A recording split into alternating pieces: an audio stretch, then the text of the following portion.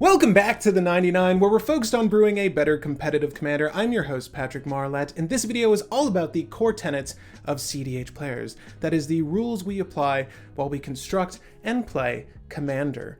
Or at least the rules that I personally follow. Now, what I'm not going to do in this video is comment on casually oriented players or draw any comparisons, as I don't play Commander casually. It just wouldn't make sense. I also find that there's a lot of misinformation regarding cEDH due to people speaking on it with no actual knowledge of it.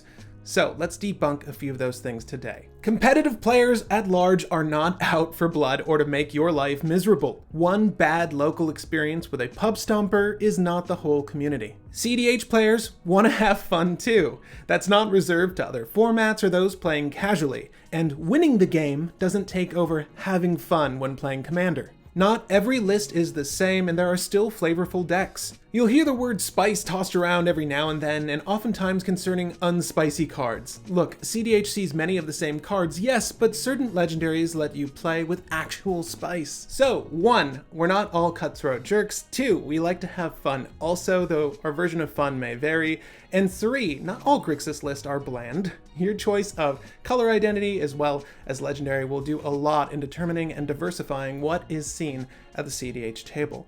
And if you want to learn more about deck construction, of course, the thought process of a cEDH player, and most importantly, threat assessment, which is a topic I discussed just recently, I'll encourage you to check out the rest of the videos on this channel. However, there are a few constants when it comes to cEDH, and we'll be getting into that today. But before we jump into the video today, if you find the content here on the 99 useful or in the least entertaining, the best way to help support it is with a pledge via Patreon, and there are of course benefits with every single tier you can pledge to, so if you want to learn more about that, there's a link in the description down below. Also guys, if you want to help support the channel indirectly, Strixhaven just came out. If you're going to be picking up any packs, singles, or more, the best place to go to is of course TCG Player, and if you use the link in the description, a portion of those proceeds will go to help the channel. So I thank you for doing that, and I hope you pull some excellent cards this pre-release weekend, or pre-release week. I think they extended it for the whole week.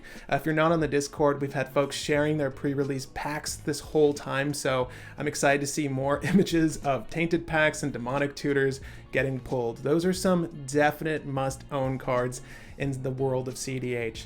But guys, as we do with every single video, there's a monthly topic to discuss, and for the month of April, what do you feel are the defining characteristics of cEDH? A little something that we'll be touching on today, as a matter of fact, but I'd love to know your thoughts in the comment section down below, and of course, hang tight till the end of this video to hear the thoughts of one of our brew crew and or masters on the very topic. Now, let's jump into the core tenets of cEDH. What makes a competitive player? Well, if you follow these simple rules, these simple guides, this simple way of life, then you too may be set on the path of competitive play.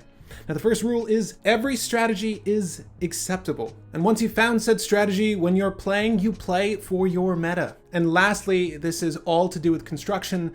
Consistency is king. Now, how do I mean every strategy is acceptable? Now, this is not the same as saying that every strategy is viable. However, you may have lots of land destruction, lots of stacks, lots of control magic, lots of removal. Your deck can be aimed at winning on turn 1 or looking at dragging the game out until turn 10. There are no hurt feelings when you sit down to play and see a Ravages of War or Back to Basics, get swept by a list running an efficient combo line, or lose to an infinite combo. These are all expectations. So long as everyone is on the same page, it's actually thrilling having to run through the mental arithmetics to fight against these conditions. The fun bit of cEDH is learning how your opponents operate, how their deck is poised to win, and how you can stop them, which actually leads its way neatly into our second tenet. It's crucially important that you make a list that's prepared for any strategy. This is the metagame. When I play against Cass or any list within her part of the color pie, I have an expectation of what that deck will do. If I frequently face Grixis strategies, I come prepared to face Grixis strategies. Doesn't matter what I'm choosing to play, I always pack the right amount of interaction for what my local meta has in store. This evolution of deck building is important, though less flavorful in concerns to the cards you'll frequently play. It's the kind of informed deck building that allows for engaging interactions. So I'm not always going to be able to play with my favorite pet cards, but I am guaranteed to always have an appropriate interaction for whatever the gang here might be packing. There's nothing worse than seeing someone claim victory without any opposition position, or being the player, the fourth wheel in a 4-player game, without the appropriate interaction in hand, feeling like you haven't contributed anything to the game. It's important to note that with cEDH, most of the battles are won on the stack, not the battlefield, so think for how you can evolve your style of play. Which leads us into our final tenet. With any cEDH deck, a good 80% is predetermined once you've decided what colors you're in. I mean to say, your land base is the most efficient, your interaction suite will fall between a range of the most efficient spells, and you'll run every tutor that lends itself to your deck strategy, because efficiency lends to consistency, and consistency, say it with me now, is king. There are a subset of cards that are supremely playable at high-powered and cEDH tables. You should expect to see them and to be playing them. Let's say you're playing my Rograk and Tevesh deck. It's all about 2 cards, Ad Nauseam and Peer into the Abyss. That's all the deck is concerned with. These catalysts allow us to play into one of several win conditions, but the intention is always to play for these 2 spells. So, what's the other 20%? Here, it's Claim the Firstborn and Wrangle, spells that work perfectly in tandem with Tevesh. Cards like Mox Amber, Survivor Encampment, and Springleaf Drum, cards that aren't always playable, but are made extremely playable because of Rograk. Now, my percentiles are rough approximations, do bear that in mind, but that 20% sliver is where you get to add those flourishes of character that make your deck unique. Wrangle, not playable in a lot of lists, but with Tevesh, it's fantastic value, whereas you're adjusted to seeing things like Assassin's Trophy, or now, likely Vanishing Verse for handling your core removal suite. So, in a way, cEDH is like any other competitive game. Any strategy, so long as it be viable, is playable. You play for a certain meta, and consistency within your strategy is of the utmost importance. Now, this may feel narrow, but that's just how competitive play in any game works, and you'll know whether or not you want to dip your toes into competitive Elder Dragon Highlander once you've seen a few gameplays. I'll encourage you to check out the games here and or any of my contemporaries. There's a lot of great videos on how cEDH games play out, and I'll encourage you that if you want to get into this format, it's very expensive right now, go ahead and proxy the list you want to try. Do not spend thousands of dollars to do something that you are uncertain you'll enjoy.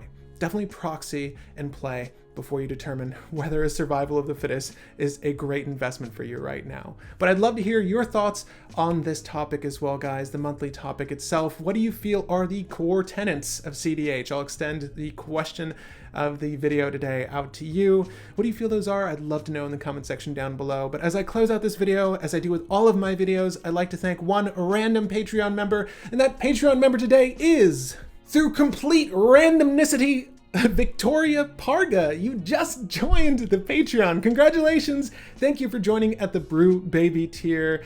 I am happy to have you on the Patreon crew. You are amongst the best. And for the monthly topic, I'll be reading for Brewmaster Fabian, and I'm going to butcher your last name if I try, but I'm going to try, damn it. Fabian Tatomarscu. Please correct me if I'm wrong. I believe there are 4 defining characteristics for a cEDH player. 1. A player that enjoys cEDH will view all possible interactions between a new card that can be added in a deck and what reverberations that may have during gameplay in certain matchups. The casual player will most likely never play out an entire game in their head just to determine whether or not to slot in a new card. 2. A player that enjoys cEDH is very limited in the cards they use to brew decks. For example, I started brewing a cEDH Nekusar deck, hello my old love, that just turned into a Disco Demonic Oracle Kess deck, because overall, Kess brings much more to the table than Nekusar in terms of CMC and utility. 3. A cEDH player will look to lower their mana curve as much as possible in order to play and have options with almost any board state, and win with the least amount of resources necessary. My new favorite deck is a Thrassi Rog Semi-Storm build with an average CMC of 1.99 that runs 27 lands. That's right. While the first incarnation of my Nekusar had an average CMC of 4 something or other and ran 38 lands. 4. A player that enjoys cEDH will understand that stacks is an essential element in every pod in order to counter certain strategies. Stacks pieces are despised by casual players because they limit or just shut down interesting strategies that only work well in a vacuum. For example, my casual 5-color Ramos Cascade artifact shell is a blast to play, but it runs no counter magic and is highly susceptible to Collect Roof and Lavinia and a host of things that tax life. Stacks is a healthy part of the game if you build your deck with the proper responses, but they can be very frustrating if said responses don't exist. I would just like to state that I condensed what Fabian had sent in because it was quite wordy, and Fabian of course already knew this in advance, but I would also like to state that Fabian plays casually and competitively, so he's a good grasp on the format as a whole. And I'd also like to state before we close this video out that there is a lot of variance to this game. As I was mentioning in my previous video regarding threat assessment, it is a 4-player game. Table order, your position in turn order, all of these affect the game in a huge variety of ways, and the game's not always going to go the way you had planned or had hoped for. So there's a lot of elements in play, and the luck factor of this game can play a huge part as well. So, in a sense, it's never really truly competitive. It's just optimized to a point. And as Fabian mentioned, cEDH is really just the meta itself. It's what everyone is playing at the height of what this format can offer, the most efficient strategies and play lines that you can throw out there. And if you've never built for cEDH, I'll highly encourage you to tune in. Every Tuesday, I do a live stream building list here on the channel, list that I personally enjoy, and of course brewmasters know this, but I'll be helping them tweak their own list every Tuesday as well. That'll happen once a month, but if you've never built for cEDH and would like to learn how, I like to share my thoughts there. It's equal parts therapeutic and entertaining for me, and I hope all the same for you. But again, I hope this video on the core tenets of cEDH guide you into constructing the best list you can. Again, my name is Patrick Marlett, and happy brewing, babies.